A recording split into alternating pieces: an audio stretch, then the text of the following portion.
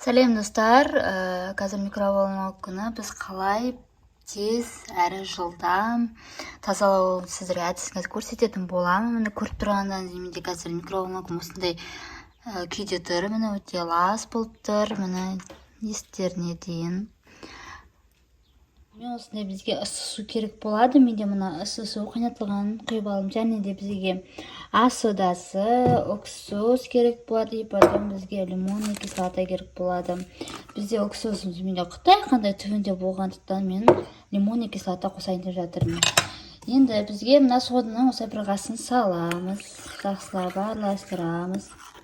Осылай жүріп тағы бір қас салып жібереміз.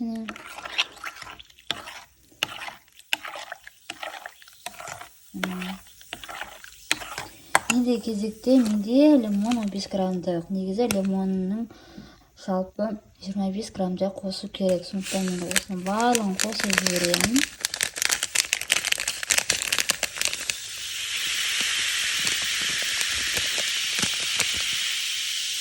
Барлығын қостым.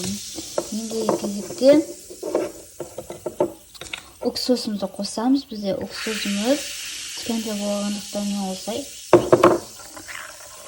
лимонный кислота қостым. Жақсылап барлығын араластырамыз. Осыны араластырғаннан кейін осылай алып микроволновканың ішіне саламыз. Мені салдым, достар. Енді кезекте аузын жауып, бізде бір 5 граммға 5-6 сынға қоямыз. Яғни қатты ысу керек бізде. Мына жерде сырыйны тұр. Тұра берсін, біз қояуада қосаңыздар да болады. Енді қазір көретін боламыз. Менде айналып отыр. Достар, қазір көрсетемін. Міне бізде барлығы жібіп тұр. Міне өзі сүйініп тұр, көрдіңіздер ме? Енді осыны чистый қылып тазартып аламыз.